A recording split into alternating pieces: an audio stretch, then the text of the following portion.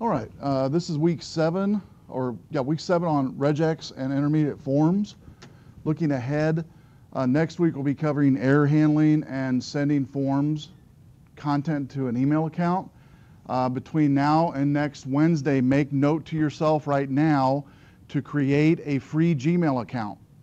So go ahead and jot that down right now to do that. If you don't already have a Gmail account, create a brand new one, if you would, just for this lab, because I don't want to use your existing Gmail account. I want to use a separate Gmail account just for this class, so we will not be tampering with any of your personal email. So make note to yourself to create a brand spanking new, never used before Gmail account between now and next Wednesday, okay? You'll need that. Week 9, we'll go over string manipulation and input validation. Week 10, PHP profiles, where users can log in. And it's a modification of week 3 and week 4, I believe, profile, where you log in and have member site. In week 10, you'll be able to actually go in and create a user account. Each user will be able to create a user account. You'll have multiple modules, about 8 to 10 modules they can choose from, like a weather module, a game module, a calendar module, be able to turn those features on or off in a PHP profile. And then week 11 is image galleries. Week 12 is where you begin working on your final website. Hopefully you've already begun thinking about it and putting together thoughts and ideas. I mentioned that last week, I believe. So that's going to be creeping up really quick. Just a few weeks away in week 12 is when we start working on, in class, your final website. You have weeks 12, weeks 13, and weeks 14 and 15 to work on your final presentation website, which is a personal business type of website of your own choosing. There's multiple examples to look at from prior classes I've taught. Those examples are found in the final presentation folder on the overhead. Also, it's found in the course documents.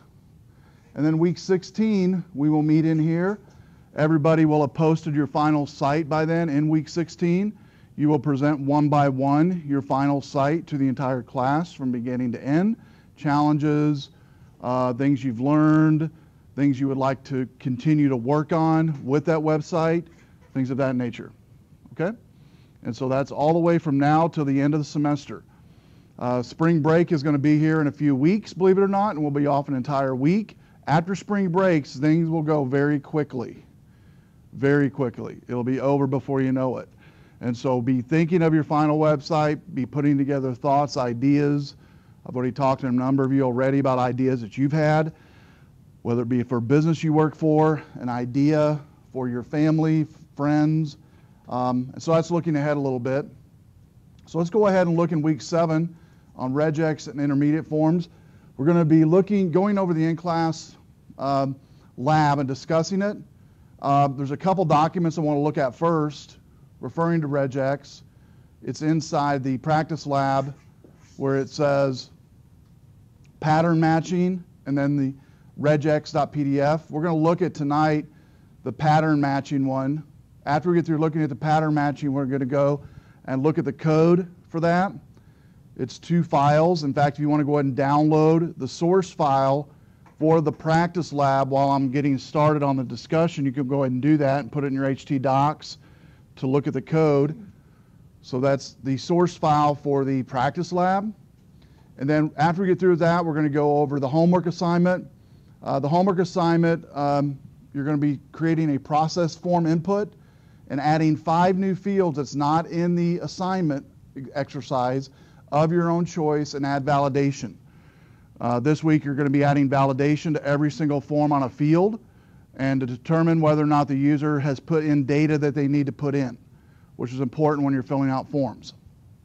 So let's go and start with the first one, which is creating regex validation. Before we actually go over the PDF, I want to look at the final example here of the regex. So let me pull it up here on the overhead. It's this link right here, by the way, where it says example underneath the practice lab. So it's just a simple web page. It says enter email address. I'm going to go ahead and enter an email address, but I'm on purpose forget some stuff. I'm just going to put cconcle, and then I'm going to put in there @ and I'm not going to put anything after that. Is that a correct email address? No. So I'm going to go ahead and click the submit button. And when I hit the submit button, it says invalid email address. Go back, let's correct it, and let's add in AOL.com. Click submit. Now it says that's a valid email process. So this whole process we're looking at here, or what it uses, we'll see in a second, is called Regex Validation. So we'll look at that code or that example here in this PDF. So let me open that up real quick. So, data manipulation in Regex. I talked a little bit about this last week, that we'll be discussing it tonight. And I think I mentioned last week that Regex is available for all languages, not just PHP, but for ASP.NET, VB, C#, C++, Java, all uses Regex for validation. Regex has a website. There's multiple websites. One is regex.org, O-R-G, just to name one that's very popular. So what is Regex? So often in PHP, I have to get data into files, or get data from files, or maybe through forms that the user fills out. Before acting on the data, we need to make sure that the users put it in the format that we require for the database. So if it's a string field and they put in numbers, it should stop it. If it's a number field and they put in strings, we should stop it. And it's up to the developer to code forms on a second grade level of validation. What that means is you want to make sure and force the user to enter in the valid information to go into the database. Okay? They shouldn't be able to just enter anything they want to, hit submit, and it goes into the database. Because number one, that could blow up your database. Number two, it could cause a lot of havoc on your process and procedures on a SQL server. And so validation is what we're going to talk about. First of all, using Regex in the in-class lab. Secondly, for your homework assignment, is validating just pure field content, that there's something in that field, and then putting on that same PHP form validation code in red text that says, hey, you didn't fill this information out, and have the user go back and fill it out and complete the form before they can hit submit. So they need to put the format that they require. We need to tell them what it is that we require, and then we need to check the data that it's actually valid. In this example tonight, we're looking at email. It's a popular way to validate, popular field that needs validation. Name me some other fields that need validation in forms that you can think of. What was it? Password, definitely. What else? Then make sure you need validation of this, the format of the actual field. Let's talk about format. Phone number. Phone numbers come in particular format, right? What else comes in a particular format that has to do with your person? That's personal data about yourself. Social Security number, IRS times around right now. A lot of people's putting in Social Security numbers on web or with their IRS person that does their taxes. So you have a number of fields, email, phone number, Social Security number, date of birth. The format for that needs to be a particular format possibly for your database. And so all of these we just mentioned can be validated with Regex. Okay? So let's look at some examples here on the slides. So to achieve this, we're going to learn about a PHP function that checks values and manipulates data. The Regex expression is the expressions we're going to look at tonight. And I think I told you last week, it is an ugly string, by the way, to validate, but it works. And you don't have to think it up yourself. There's already tons of them out there, hundreds and thousands of Regex validation strings for all different languages. You just determine what validation you need, you plug in the proper Regex, and then it does it for you. So let's look at some PHP functions. There are a lot of useful PHP functions to manipulate data. We're not going to look at all of them. We're not even going to look at most of them. First would be, and these are some references to different types of validation we're going to look at. One is on strings, C-type, and date time. So first is called useful functions within PHP. The first is called splitting. Often we need to split apart data into multiple pieces based on a particular character. So we could say that character is a slash symbol in a date. 1/12/2007, pretty common, right? Make sense? That's a date. What else could be in a date besides a slash? Possibly a dash, right? So there's a couple examples here. We're using a slash. So we're going to expand upon the user that just put in 1/12/2007 into the variable input. We're going to explode it upon the variable constant slash, and then you'll notice it takes two arguments for explode. One is the actual character that you're wanting to explode on and split it up on, and the second is the actual input variable. Okay, so this example is slash is going to be the argument of the character that we're going to look for to explode it, and input, which is 1/12/2007, is going to put it into a variable called bits. Okay, so if we look at the array for this one, 0 would be 1, 1 would be 12, and 2 would be 2007, because explode is an array. We talked about arrays last week.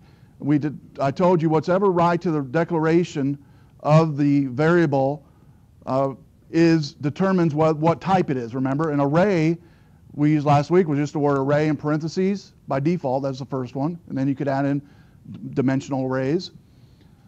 This one is an array as well. Explode isn't a PHP array. And so bits would become an array, and it would have 0, 1, and 2 in this array because it has two slash symbols separating 1 for 0. The 0 mark is 1, the 1 mark is 12, and the 2 mark is 2007. All right? Make sense? So that's the explode function that we could use. Then the second useful function in PHP is called trimming.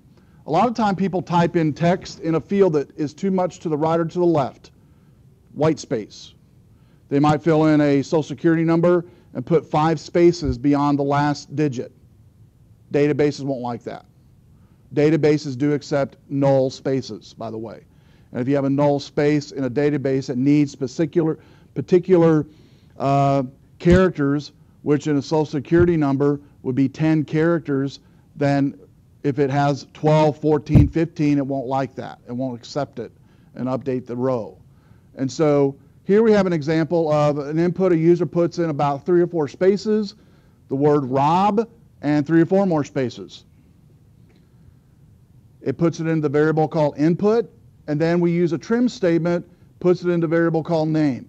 What the trim statement does is remove the excess white space from the right and the left of the string. Make sense? And so that's very popular and common when you're filling out forms or you're gathering data from a form to do a trim of the white space. Yes?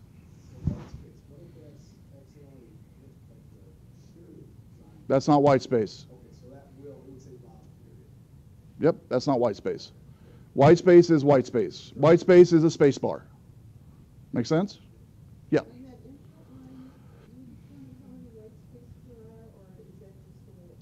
This is just an example of, say, the word Rob would be somebody literally typing in Rob in a field.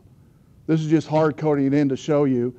Say somebody had their cursor in a field and typed in that field space, space, space, space, space bar, ROB, space bar, space bar, space bar, space bar.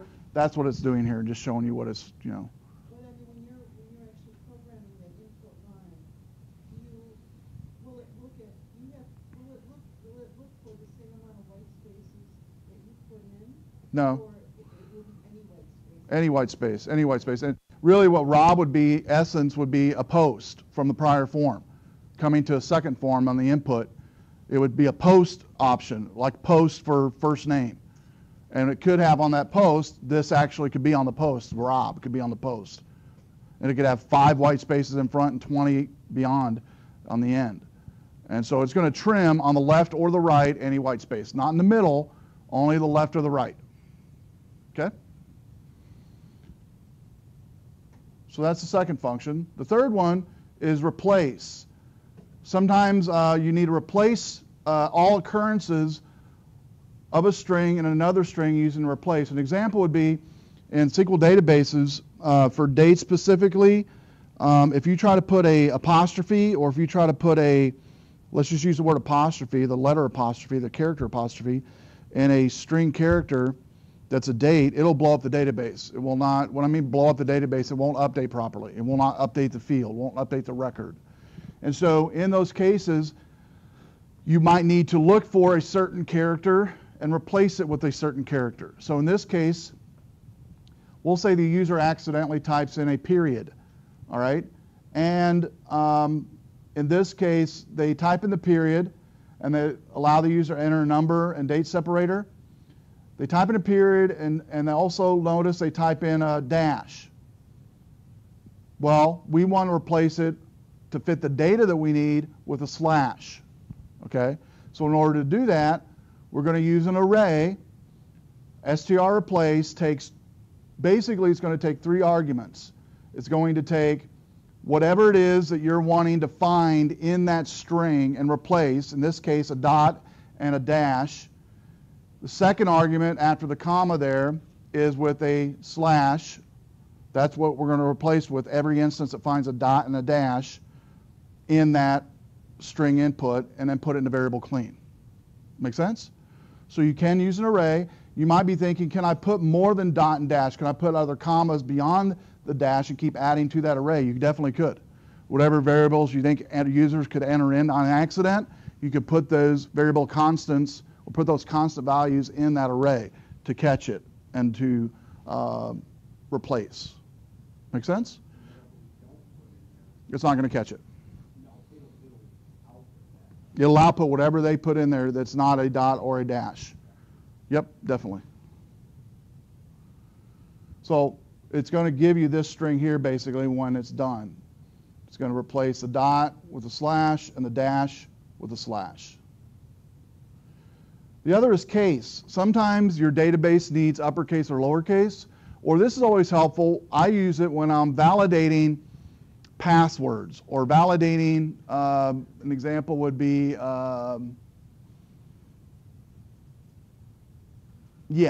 validating passwords or validating field names like usernames. Here's an example of username. In a database, it's popular to have username. We do this in week 10, where the user types in their username however they want to type it in, uppercase, lowercase, whatever. Databases, online forms don't force you to type in uppercase or lowercase for username, okay? But in the database, it's going to store it as just as you entered it in. So if you entered in a username called case like that in a database form for a username, that's how it's saved in the database. So to check the name that you typed in to be correct, you could actually do a 2 upper or 2 lower to validate it. So the input field would have, maybe the user types in whatever, all lowercase case, and you see in the database it looks just like this, lowercase c, uppercase a, lowercase s, uppercase e. Well, if you forced both ends to be an str2 upper on both sides, the database side and also the field side, it's going to validate it properly. Okay?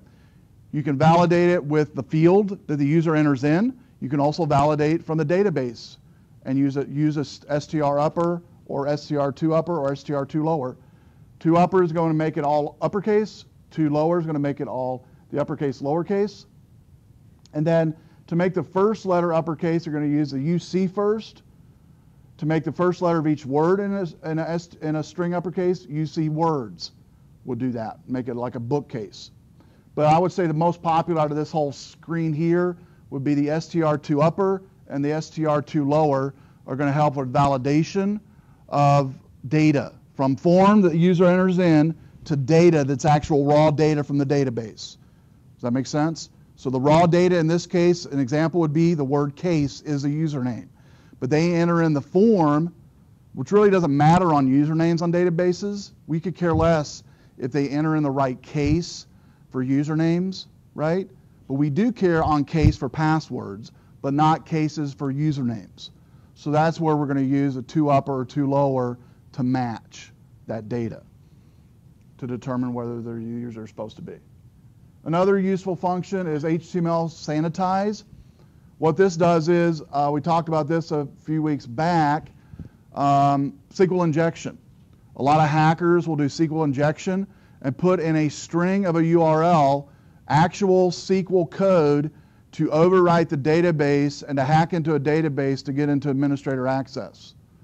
Put in HTML code, PHP code, things of that nature. Well, to strip your fields on your form from all HTML entities, you use the HTML entities function, and it's going to make that string what's called a safe string. It's going to strip it from everything. So if the user put in an actual field on a form, this tag here, the A tag, and the ampersand symbol, it would strip that and only give, you'll notice here, it would strip that tag. This would actually be stripped here. The A tag would actually be converted to that. This here would be converted to this, to an actual string, which is not going to do anything in the database. It's not going to recognize that as a command or an HTML command. And then on the ampersand, notice what it does with the ampersand. It does this with the ampersand here. Okay? And those could be volatile data that they try to push in your SQL command or in your SQL database. You can take whole courses. I've taken semester courses on SQL injection. It's not a one class, even try to tackle it in one class, or even I'll mention the fact that what I just said, which is hackers use it to reverse engineer a PHP database to get access to that database by putting in certain commands in a form, like say, you guys know the username field, for instance, on a website, any website. If the people that coded it do not put in HTML entities in that form and strip it of all HTML entities, I know the right code commands to go in there and bypass administrator and get into most PHP websites with SQL injection.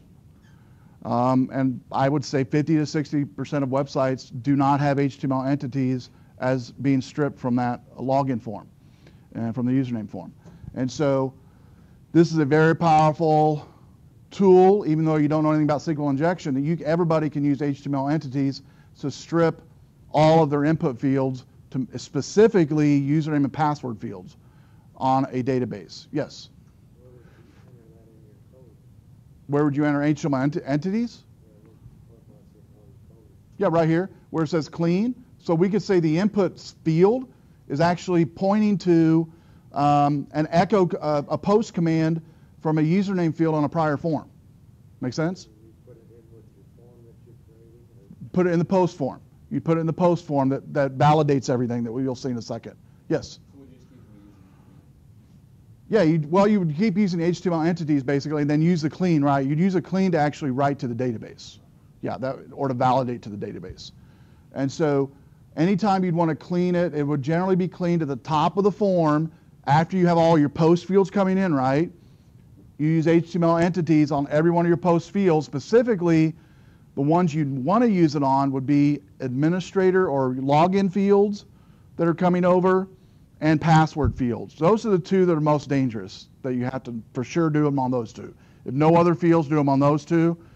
And if you do it on those two, those are the ones hackers attack all the time, is those two fields to get access to your database administratively. And what they basically do with the queries is that they type in, it's a query, they type in, that fakes out the database to a user. It queries and says, I am administrator, let me in. And if you don't strip the HTML entities, it's very easy to do that in one field. And so that's a real quick way to clean and make every field, specifically username and password fields, safe. More complicated checks, there's some various built-in PHP functions that let you do more and more and more than what we're talking about. However, sometimes things just get more complicated. When this happens, we turn to regular expressions, or they called regex. First three words of regular, first three words of expression. First three letters of reg, first three letters of expressions. Regex is what we're going to talk about for a little bit here. So Regular expressions are a concise way of patterning, matching within a string. There's different flavors of regular expression. You got Perl and POSIX, but we're going to look at a faster and more powerful version called Perl for regex. So here's an example. Actual data that we're going to look at to determine if this is a real email address or not. So here is a PHP function that does something with data and regular expressions called preg match and preg replace. But let's look at an actual regex expression. We have a beginning single quote and an ending single quote, okay? In between that is the expression, all right? Now, this part right here I'm highlighting is saying any uppercase or lowercase letter, number, character can be entered in to the left of the @ symbol. To the right of the @ symbol, uppercase or lowercase can be added up, because right now you can have domains for emails to be 2 characters, 3 characters, 4 characters, 5 characters, whatever. Then it looks for a dot operator, and then to the right of the dot operator, again, anything A through Z, numbers, characters, can be to the right of the operator. And specifically on this one, it's numbers or letters. Okay? And so specifically on this one here, you've got what's left of the @ symbol, what's right of the @ symbol to the dot, and then from the dot to the right of that is a regex expression. So let's look at more example here of it. Pretty complicated. There is a pattern, though, to this. You can make sense of some of this here, like A through Z. You can make sense of that.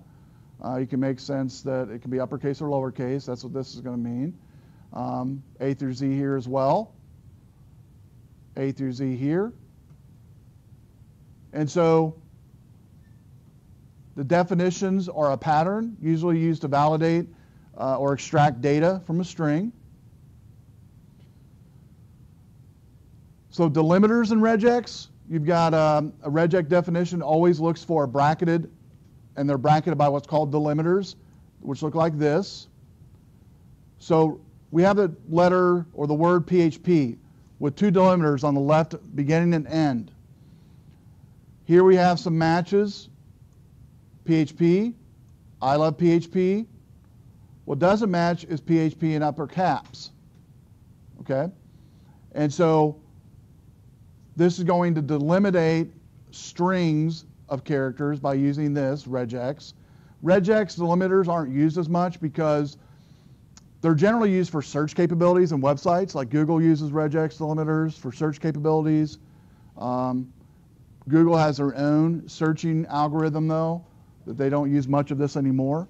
But that's mainly what this is going to be used for. You're not going to use this much probably in your code, delimiters. So regex matches anything in the string. It can be email, phone numbers, social security numbers. It is a case-sensitive comparison. And so in this case here, if we wanted to look at a regex PHP I, the I switch makes a comparison case insensitive, meaning it doesn't matter if it's uppercase or lowercase. And it's going to grab all instances of PHP, uppercase, lowercase, in the database or in that string that you're searching for. So I'm going to go on further where we get to the actual email. Here we go. This one right here will help you a little bit. You can also specify a digit or alphabetical range in square brackets, which you saw that in the email validation. So here we have P, and it can be uppercase A through Z, 1 to 3. And this one's going to basically say it can match any of these character strings with this regex string. So PHP would be matched, PUP would be matched, because U is between A to Z. PAP could be matched, POP would be matched, P3P would be matched. But notice P5 wouldn't be matched because why? Why wouldn't P5P be matched? Because it stops at 3. Why wouldn't PHP be matched? Because it's uppercase. This is all lowercase we're matching. Only lowercase letters we're matching in this one anyway. So all lowercase A to Z and 1 to 3 with a beginning P and an ending P in that string. That's one example. Here's some other predefined classes in regex. This -9 or /9 matches a singular character that is a digit 0 to 9. S matches any whitespace character, including tabs and line breaks. W matches any word character, alphanumeric character plus underscore. Another regex example here. We have a slash, and let's look at the example there on that one. If we go back a little bit further. D, which means what? Any single character that is a digit 0 to 9. So we have P, 0 to 9, P. So this one's going to take the beginning P and ending P of a word, has to have a beginning P and ending P, and then it can be any number 0 to 9 in between. Okay?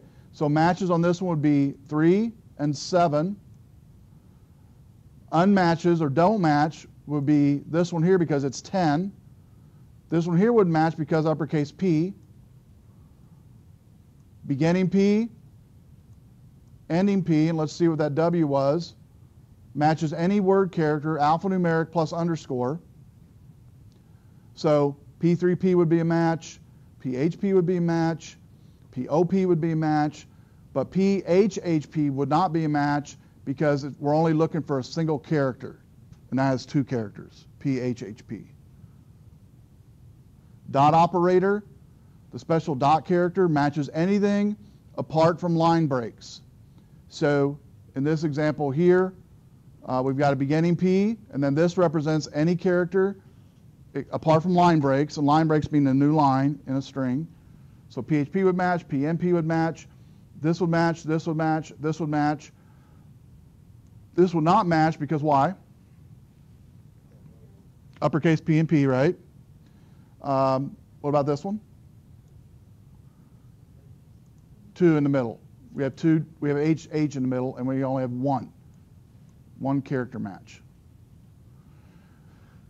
Number of special characters that indicate special group may be repeated. Question mark means 0 or 1 times. A star means 0 or more times. Plus means 1 or more times.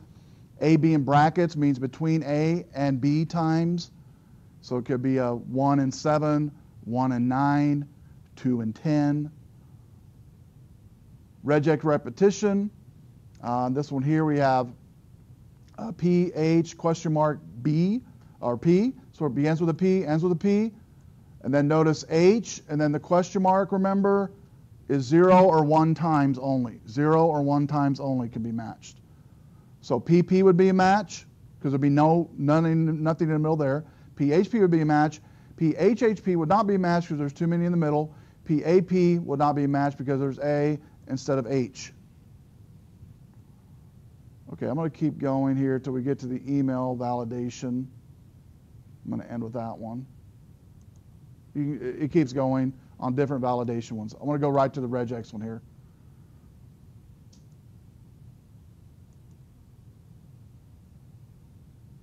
Okay. So I had you download that code for this in-class lab, the week 7 1.zip, which basically is this code here that determines whether or not a email, remember, is valid or not valid. And so if I go ahead and go in here and just put AOL, at AOL, submit, invalid.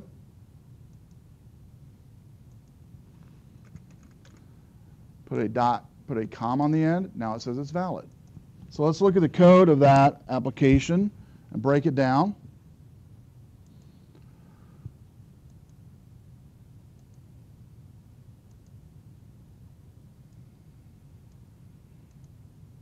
Okay, the first form is the index.php we want to look at. The second is the validate.php. Here's the index.php of the code. It's a simple form, nothing special. It's going to be a post action, which you've done multiple of these already. It's going to the validate.php. It has a enter email address text for the user with an input text box. The name of that being posted over is e-mail and a simple submit button. So nothing special there on the form. Now I want to go to the PHP validation. Okay, this is going to check the email address and display whether or not it's success or failure with a preg match using regex. Okay, that's long, ugly string. This preg match string is what's going to determine if it's a valid email address or not. Okay, now I'm not going to expect you to know all of this tonight, but let me see if you remember some of it. Let's break it down one at a time, just one little bite at a time here. So I'm going to highlight this portion right here. I'm going to break this string down. Tell me this regex function, what it's doing. What is it validating here? What can be in this string, in this, what I've just highlighted? Yeah. Okay. Good. Any combination of numbers. Okay, good. And then the plus symbol is just going to concatenate anything else we want in here, which is going to basically it's going to add in another validation that it could be. Okay, and what is this going to be?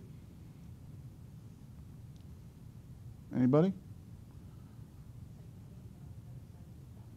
Right, same thing. Meaning it can, yeah. Meaning the slash, the backward slash could mean, because some of your emails are going to have, and the dot could bring in your dash, your dots, your special characters, your spaces that sometimes emails have, right? Underscore, yeah, you could have a slash. I've never seen one either, but you could have, I guess. If it permits it, yeah, right, if it permits it.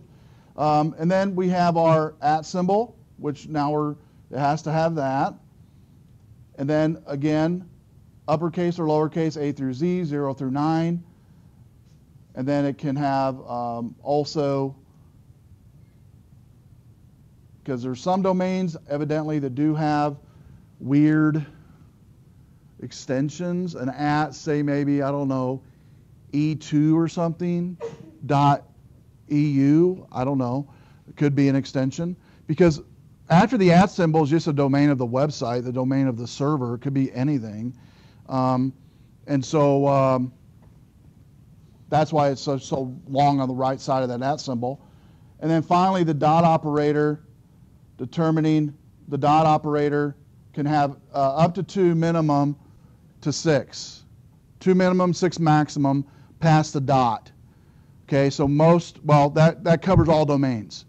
Okay, from EU would be a domain .eu to say I don't know, I'm trying to think of, you have a .com, .edu, .org, but you also have some longer ones beyond 3 characters, like maybe a .mine, I think is another one too you've got now.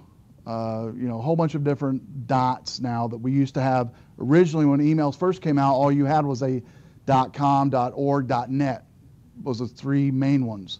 Now you've got literally 30 different domain types that you can have, and probably more than that. And so that's why you have a minimum of 2 past the dot up to 6. So between 2 and 6 past the dot. So what this is saying here, if it does not match this little operator right here I've highlighted, this exclamation point, what that means in the if statement is, if this statement does not match, because an if statement without this is testing to see if it's true. This is testing to see if it's not true, meaning it does not match.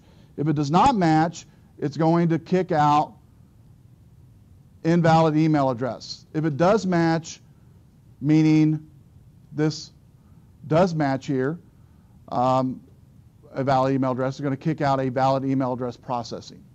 So this is a preg match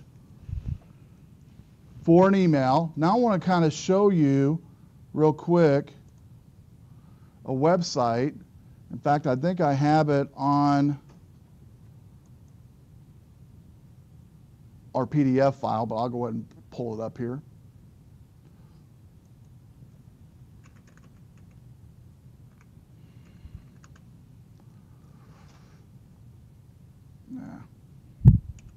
not an org.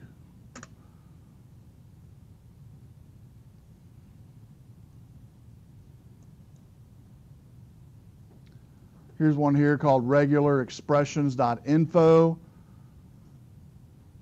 that has tons of examples from getting started with quick start. So if you wanted a one-page regular expression quick start to find anything you want to, it would give you the example of what you need.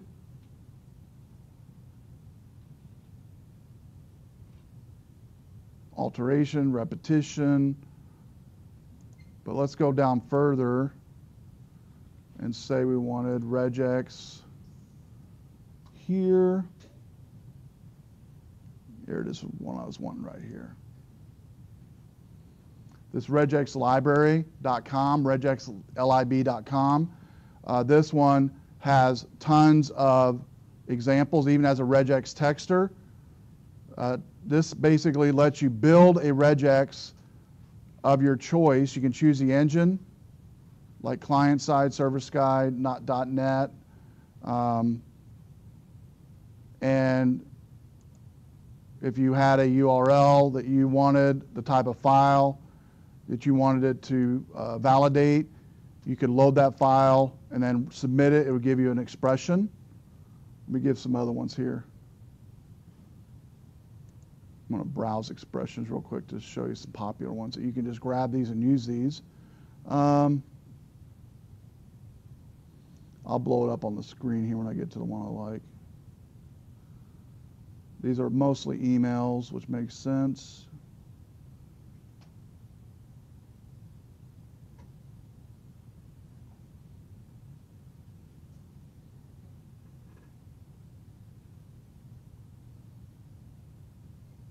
Okay, here's an example.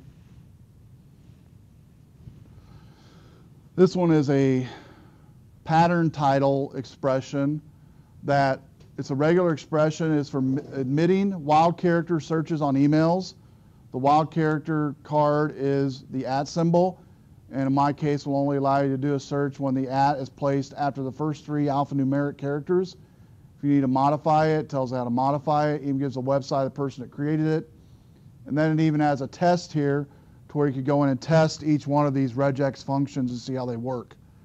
So you determine what you need for your website, the validation purposes, and you can, these 2 websites I just mentioned, you can actually go to and get any example that you need for validation.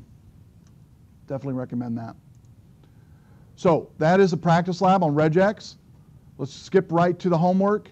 Homework goes over validation, but specifically validation within forms. Not really validation for, let's say, email or phone number, but just validation to make sure users enter in data is what this one's talking about. And let me go ahead and let this load. There we go. So you're all familiar with forms, familiar with the post method already. Sample form, pretty simple here, we'll look at. Okay, nothing special on this. Just a very simple first name, last name form. It's going to go to a website, a PHP website or web page called processemployee.php. It has a first name, last name, title, title of courtesy, which is a radio button drop down you'll see in a second. Birth date, select the month, select the year, what day you were hired, what month you were hired, what day of that month you were hired, what year that month you were hired, or what year you were hired. And then it goes into address, city, state, region, postal code, country, home number, extension, notes.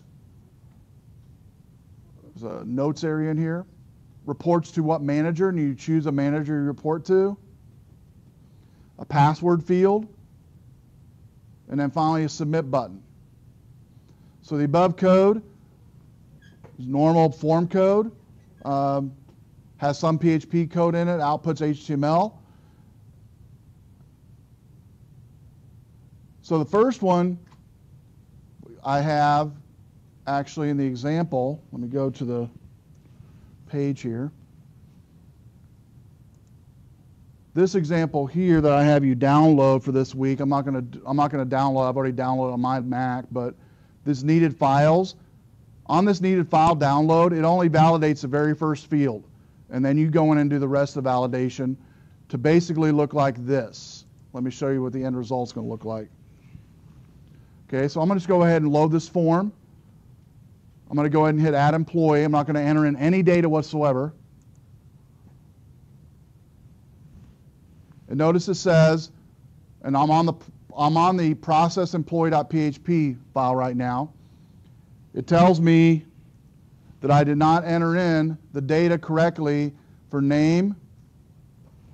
It says title of courtesy was not selected, first name was omitted, last name was omitted, title was omitted, address was omitted, city, region, zip was omitted, country, home, everything was omitted, and no password. Okay, so I'm going to go ahead and go back now and put in some information.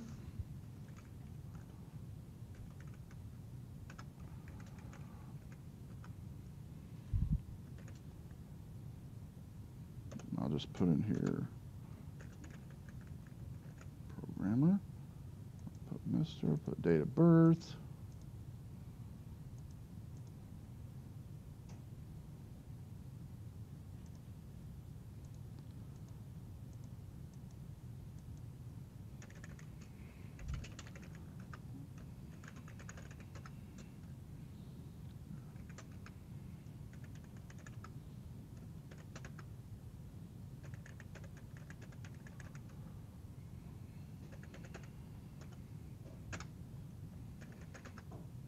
Select a manager. I'm going to put in passwords that do not match on purpose. I'm going to put 123 and 12. Okay, everything's good, it says, except for passwords don't match. I'm going to go back now and correct the password field. It keeps everything else I've just done. It doesn't get rid of it. So I have to correct the password, and now everything's good. No red at all. So let's look at the actual code for that. What I've got I think on mine loaded, it's actually on, when you guys download this one at home, this week 7.3, this one right here, it's going to give you this example. I'll show you.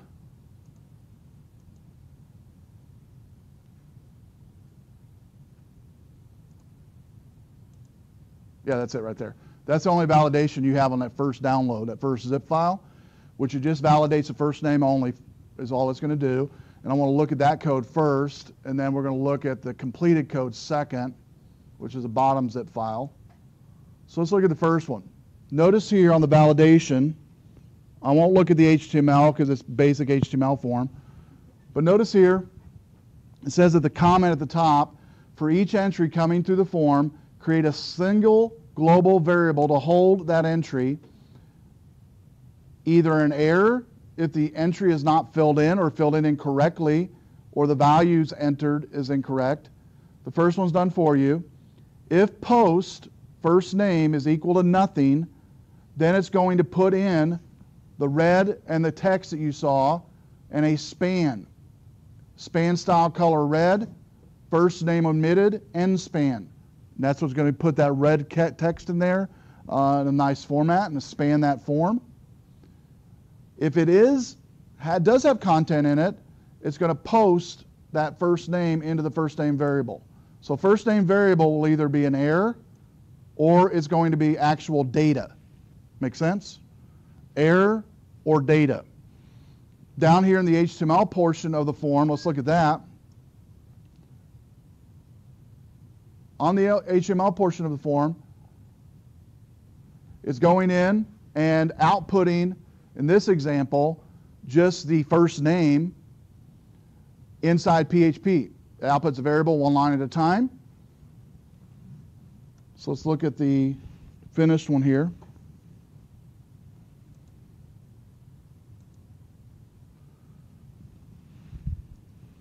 It's more code, but it's the same thing over and over again, just different logic. So there's the first name one.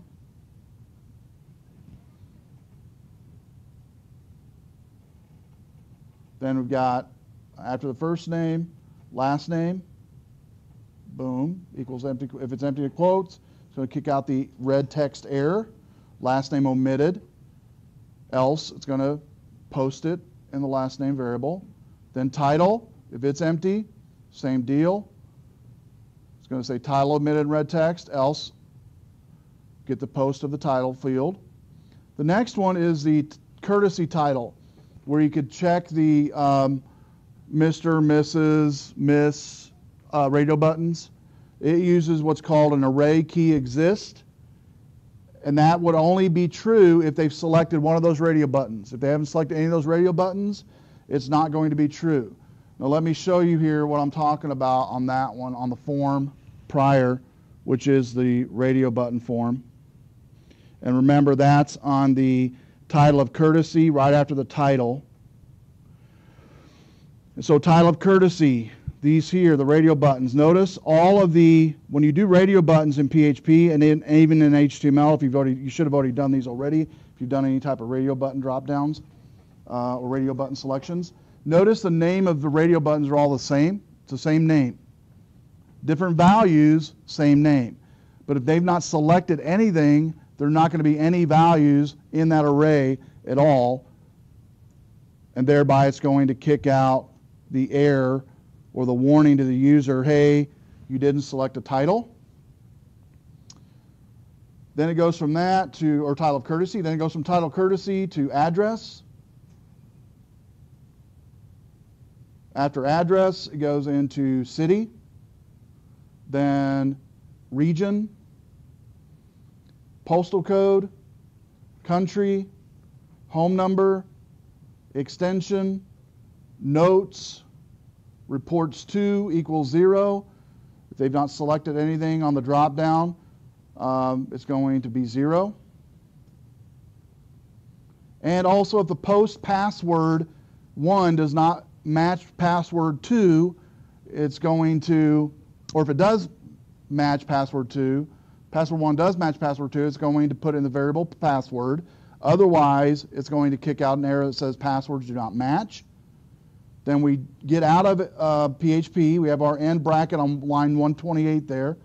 We go into basic HTML, and we're just displaying in an echo command in about 10 to 12 lines of code, each one of the fields echoing out, whether it be a red text error warning or the actual value of the field if it passed the validation. All right? So this is real popular. Is it tedious? Yes. Do you have to do it in all forms? Yes. Will you like it? No. That's okay. You probably don't like a lot of stuff in programming, but that's okay. You'll get to learn to like it after it works and people like it and say, hey, good job on the form. I really like that form you created. Oh, thanks. I spent 50 hours on it. Yeah. Use what? Yeah, you could. You could definitely use an include every time. Yeah, you could definitely do that. So that's it for validation. Regex validation, form validation, multiple if statements, determining if the fields are populated with data in this example this week. And what I want you to do is add 5 new fields to what is the homework, 5 brand new fields, add validation to those fields. It can be an email if you want to. There's no regex in this example for the homework, but I would like to see some regex examples. Maybe email, phone number, social security number. Those would be 3 examples maybe you could play with on regex validation. The in-class lab does email validation, so that's an easy one. That's already done for you for the in-class. But you can go to those regex websites to find the regex code for phone number, social security number, things like that, okay? And they will literally give you hundreds of examples on those regex websites. so there'll be no guessing. You can tell it exactly the format you want it to be, and it'll kick out for you on those web pages the exact regex validation you need to put in there. Okay? And when you're doing regex validation, just to note here, if you look on the overhead, when you're doing regex validation, you want to put it in a preg match. Okay? You put the regex validation in a preg match, and what that's going to do is it's going to match the first argument for preg match is your regex code is the first argument in the preg match. The second argument, you'll notice, is the actual data. In this case, it's the post email form, the post email field. Okay? And so popular again, email for sure, social security number 2. Dates is another one that's popular for regex. Trying to think of what else. Phone numbers. And generally what you want to do on forms is kind of give the user an example to the right of the form field or to the bottom or top, whatever looks nice, to give them an example of what you're looking for in the input. Does that make sense? Because we've all filled out forms before, and we filled it out, we hit submit, and we're like, okay, it didn't tell me I needed my date in that format. It didn't say I needed a dash in between all my, month, day, year. Or it didn't tell me I needed a dash in my social security number, right? It didn't tell me I needed a dash. It was all those things I just mentioned. If you put, in fact, what you can do a lot of times is you can put, what I do is I'll actually put in the actual, to the right of the field, an example in parentheses of what I'm looking for with the formatting, what I'm looking for. Does that make sense? Now, will people still skip that? Yeah, they will, okay? But at least it's something better than, we've all filled out forms like this. This is an ugly form. It's a lot of fields in it, right? But that's nothing on forms you fill out. But nothing irks people more to fill out a form and not have any knowledge or text of any value to give them direction. Now again, not everybody's going to follow your direction, but that's okay. Remember I told you want to make your forms on a 2nd and 3rd grade level, reading level. That's how programmers make forms, both web forms and programming forms for applications. Because people, you want to make it, like a boss of mine said once, to where a monkey can use it. Make it to where a monkey can come in and use that program in seconds. That's how you want to make it. Make it that, dumb it down that much to where people can use it. Now, again, I've seen PhD folks, even with forms that I just mentioned, making it all the bells and whistles, all the helps, all the, here's an example, here's an example. They don't read any of it. Just go through, fill it out, and like, well, I don't know what I did wrong. What did it say? I don't know, I closed out the browser. Okay, I can't help you then. Okay, that's going to happen, but you don't want this to happen. Say, well, I didn't see any helps or any examples or whatever, and it's the truth. And so I've created forms like that when I first started programming. You probably created forms like that. But I want you to start shifting your thoughts on forms to be a little bit more detailed in form entry. Validation's good, but make sure what you validate is needed to be validated. Does that make sense? Because one of the things I also hate on forms is if I fill out a form and every field needs validated. I'm like, no, every field does not need validation. Okay? Okay, I understand my name, that needs validation. My address maybe. My contact information like email or phone, but not every other, preference, color, whatever. You don't need everything validated. This week goes to the extreme in having you validate every field just so you get used to doing it. But would you validate every field on a form normally? No, you wouldn't. Okay? You wouldn't do that. You'd validate the essential fields that your database requires that it needs to fill out a record. Okay? And a little bit about tables and databases, but there are ways when you set up a database, when you set up a database for a form to hold data, there's going to be some of those fields that are nullable. And what that means is when they enter in a record, it can be null. And there's going to be some of those fields you don't want to be nullable. like first name, last name, address, city, state, zip, phone number, email. Those would definitely not be a nullable type of field. You would want those to be populated with data. Those fields need to be validated on the form side. But all the other fields, like say people don't want to fill out color preference, or they don't want to fill out a survey or something, or whatever, which all forms have these, right? They all have, I call them the fluffy stuff of a form that really most people don't want to fill out and they don't fill out. And so limit your validation to what you really need. And a good way to determine what you really need is your database. Whatever fields your database has to have to complete a record, to update it or insert it, that's the fields you're going to validate. You have to validate. Make sense? Also, date fields always need validated. Date fields, whether or not you require them or not in your database, need to be validated, because if it's not a true date coming into the query to update, it'll blow up and it won't work. Okay? So dates have to be validated. I'm trying to think of what else. Anything that has a limited length has to be validated. So say, somebody asked this when we did a form a few weeks back. I think the form we did had like 30 characters. I think you might have asked it. 30 characters, can we make it 50 characters or whatever? It was on a database, a table we created in MySQL that week. Definitely, the rule of thumb for database creation, for tables, for forms is this. You don't want to be so low that you're going to be expanding it in a year from now or 6 months from now, but you don't want to be so high that you're wasting database space either, because you can just look at that table, a simple form like we're doing this week, 10 years from now, could be 1 million records, right? And say you realize a year down the road that 10 of those fields in that database you made way too long as far as required allowable space. So say instead of 30, you make it 75 allowable space. And what database does is it reserves that allowable space that for each field, regardless if a user enters data in for it or not. It takes that 75 characters. And each one of those characters, guess what, has a space allotted to it in SQL. It's not bad when you're dealing with hundreds of records, but when you get into millions of records, like I know a database we work with during the day, on the job I work at, the programmer job I work at, this one database has 2 terabytes of data in a SQL database. It's crazy. It's been going on for 20 years. And I'm like, this thing, when it blows, I'm going to be gone that day.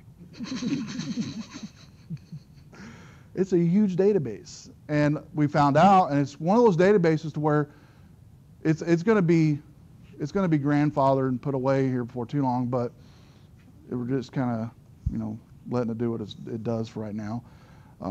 But one of these days we're going to move it.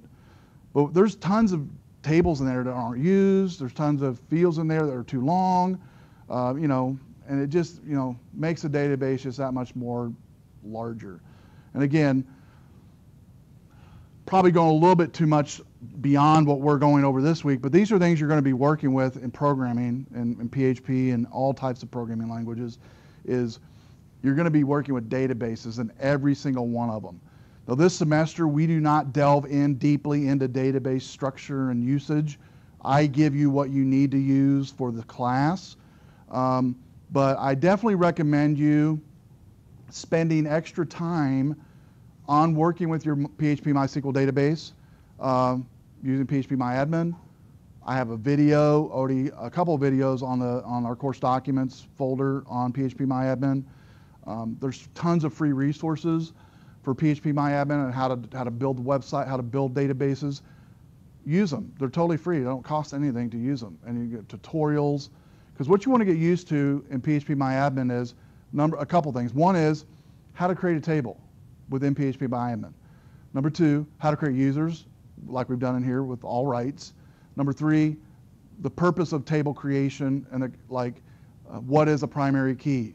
What is an increment field? What does that mean? Why do I need increment fields in different databases? And so, because we've all seen databases, maybe, how many members Access database? Access database users in here, ever? Okay. Well, the way Access works is when you create a brand new database, by default, the very first field in the database is an ID field, which is an auto increment field. And it's the key field as well. Okay, unless you change it, that's what the default is. Well, that's a good thing because when you're getting the data, you're getting what's called referential integrity. And what that means is when I have, say, one table, it's okay. If I don't have a primary key field, possibly, I can get away with it, maybe, possibly. But when I start getting two more tables that are kind of joined to each other, with which what you'll learn over the years is like they have inner joins, outer joins, right joins, left joins, all the, and then also you have primary key, foreign key to different tables. When you get into all that, you have to have primary keys on all your tables for everything to work and to talk correctly. To not only insert records, but to update records, and also for quickness of searching. So for instance, if I have a table that is not indexed with multiple indexes and has a primary key, and it say has 1 million records, and then I have a table that does have a primary key and multiple indexes, I can do a search. We'll say they're identical data in both. If I do a search for one word in both tables, the one that's non-indexed and non-primary key table could literally take 20, 30 minutes to search for one bit of data. But the one that's primary keyed and indexed could take seconds. So, because what it's going to do is it's going to know at all times where the data's at. It's kind of like, I like to explain it like this. Does anybody remember cassette tapes? 8-track or maybe, okay, you got, okay, good. Okay, well, cassette tapes were, when you wanted to find a song or whatever, you had to do what to find a song? Forward, forward, rewind, forward, rewind. Then after cassette tapes came what? What was that? CD. Cassette tapes, it's sequential. Cassette tapes sequential, meaning from beginning to end, you have to search the entire thing to find something. It's just the way it was. CD changed the whole scheme. It went from sequential to, guess what? These are indexed. And they're indexed by value of 0, 1, 2, 3, 4, 5, 6, 7, all the way to whatever track number. I could go track number 12. We go right there. Great, I like that. Well, that's the difference between sequential, old-fashioned tapes compared to CDs. Databases that are kind of just thrown together, not really thought about, and just kind of put out there are kind of like the old-fashioned sequential cassette tapes. Finding data takes forever. It's not productive, slow, sluggish. But CDs are very quick. And you get what you want when you need it, because guess what? The CD knows exactly where your data is at all times. It has pointers, and those pointers are the track number, right? The track number 1, 2, 3, 4, 5, 6, 7, 8, 9, 10. And then they even added the features when CDs came out after that, where you could add bookmarks to chapters. So if I found a song and I like to hit a middle part of the song and start it, I could bookmark it and put a bookmark in there, which is like another pointer on the CD, and hold that memory. Same thing with databases. Your primary keys and your unique keys are such things like social security number. So this form we did this week, we'll end on this. The form we did this week, out of all those fields on this form, let me pull it up here real quick. I want you to kind of tell me what you think would be a good primary key for this database, or would we need to add something different to this to make a good primary key, or to make a a good primary key? What was that? Telephone number. Okay, let's talk about that for a second.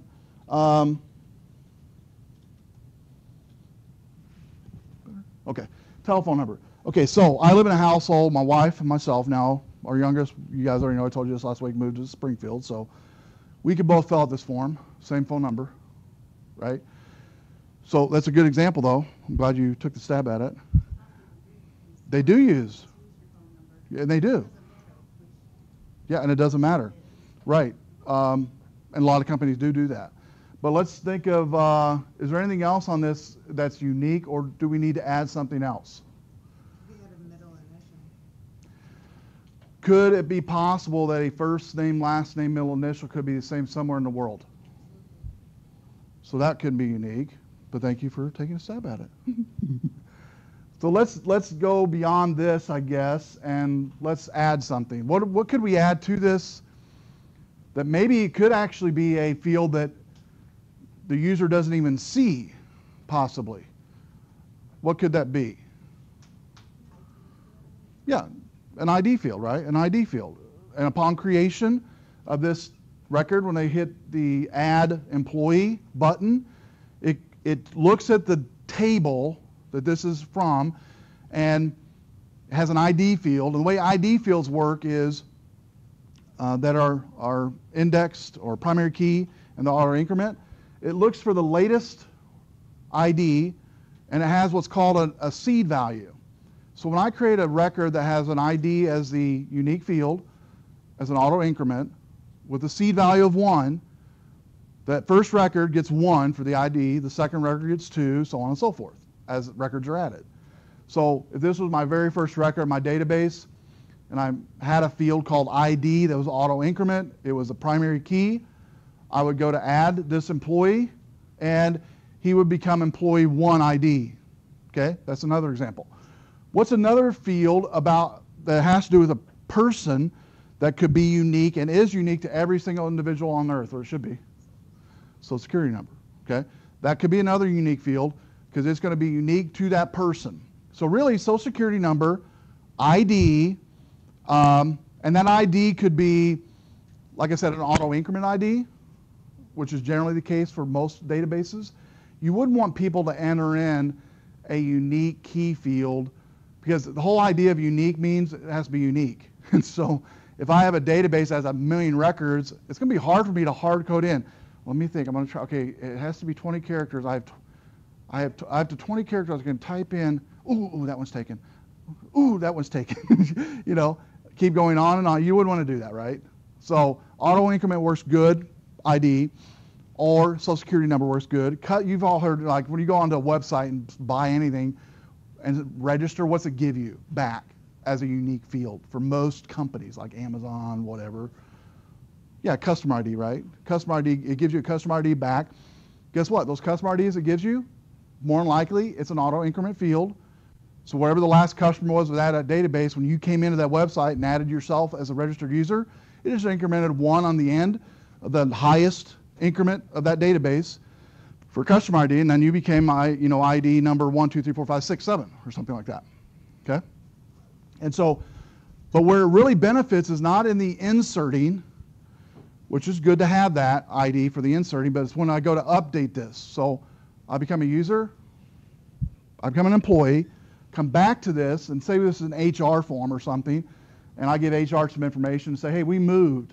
I need you to update my record on HR, which is important because if I don't have that, I don't get my check maybe, or I don't get information from IRS, which is not good. And so I give HR my address, city, state, zip change.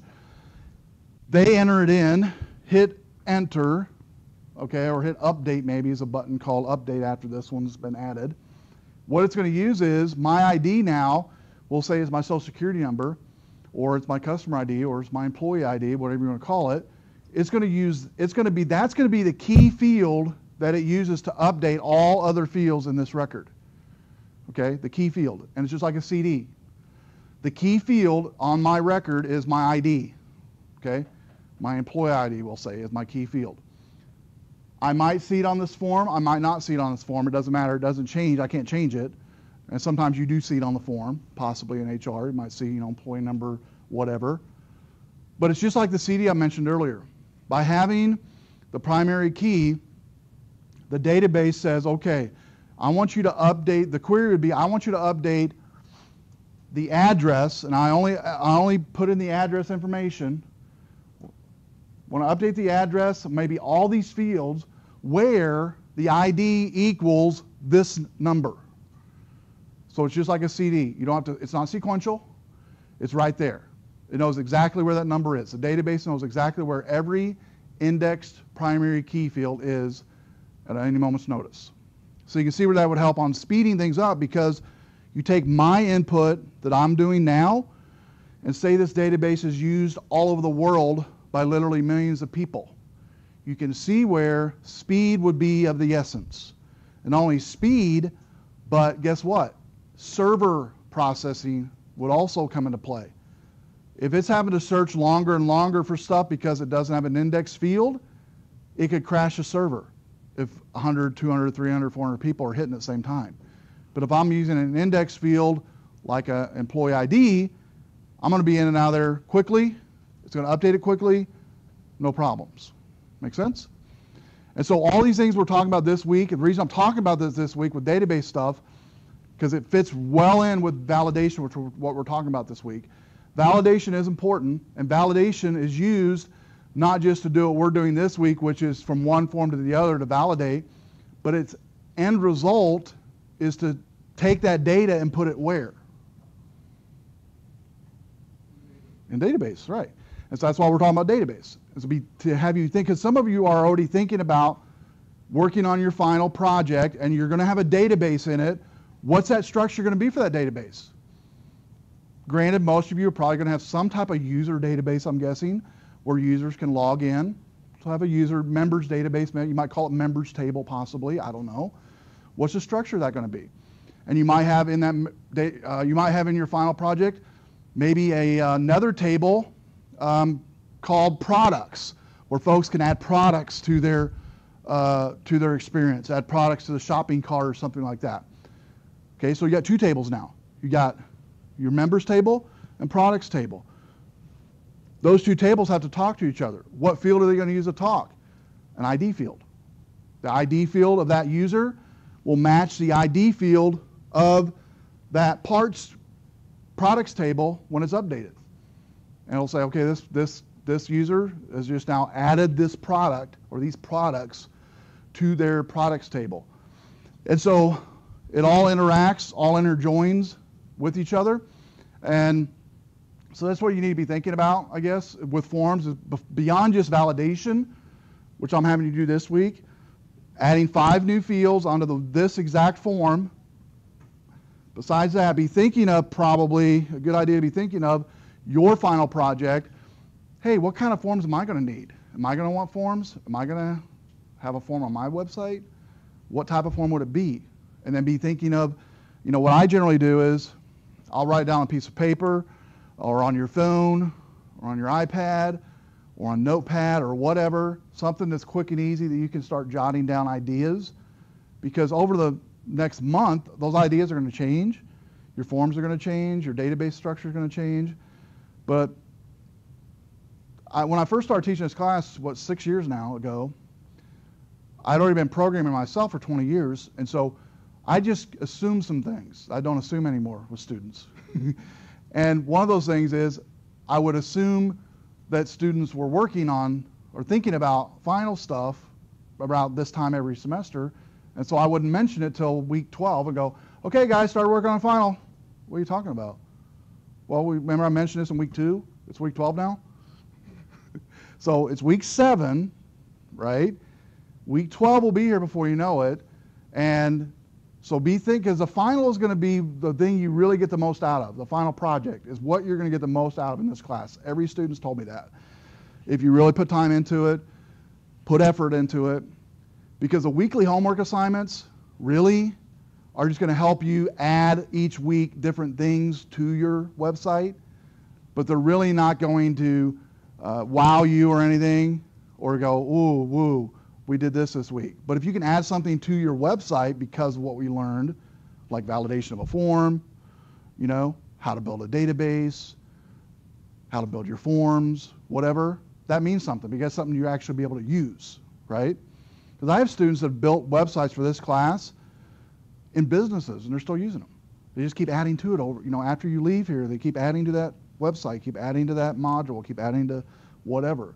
And so I want you to use this as not just a grade, but maybe something you can really use. I know I've talked to a number of you already, and you're going to be implementing it in a business, a friend's business, a website you've wanted to do for a while, but you've never had the time or whatever to do it. This is the opportunity to do it, okay? And you're not going to get everything done by week 16 that you want to get done, but at least you'll have a good start, okay? Does that make sense? because websites take a while to get, and they're always ongoing and moving and changing. It's a living organism, basically.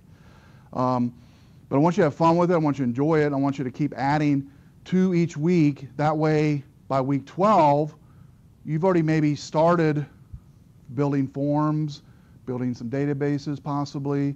You have some idea, you have your structure basically down. Does that make sense? To where you can really, really go to town with it. So, any questions about your homework this week? Any questions about your final project? It is week 7, but believe me, week 12 will be here before you know it, where you start working on it every week. Yes? On the homework, it says that we don't have to validate the dates. Is that correct?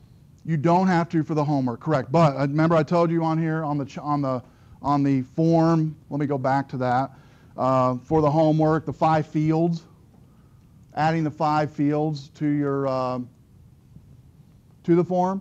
Those 5 fields, like I mentioned earlier, it probably wouldn't be a bad idea to go ahead and add in some regex, maybe in at least 1 or more of those fields, those 5 fields that you're going to be adding.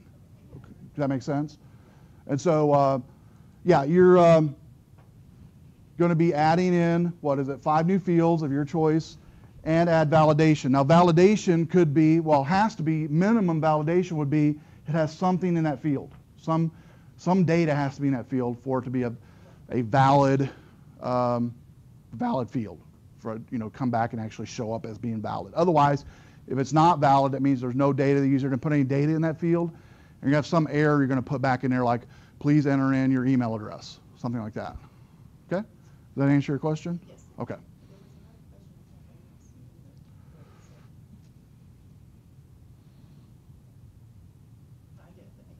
Is that it? Okay. Any other questions on your homework? Any questions on your final? You can come talk to me. Maybe you don't want to raise your hand in class and talk about it. But if you have ideas or to bounce off me, I'd be more glad to have you bounce them off me. Ideas for your final project, ideas that maybe you're like, I really can't think of anything. I'm torn between these 2 ideas. I'll help you out. I'll kind of solve it for you and say, do this. Okay? Oh, okay. I'll do that. All right. So come and see me if you have issues with or questions on your final project. Otherwise, be careful out there because it is snowing a little bit. And yes. No, I can't. No. All right. So if there are no other questions, we are done. And you can come see me. And if you have any questions, you can email me. Otherwise, see everybody next week.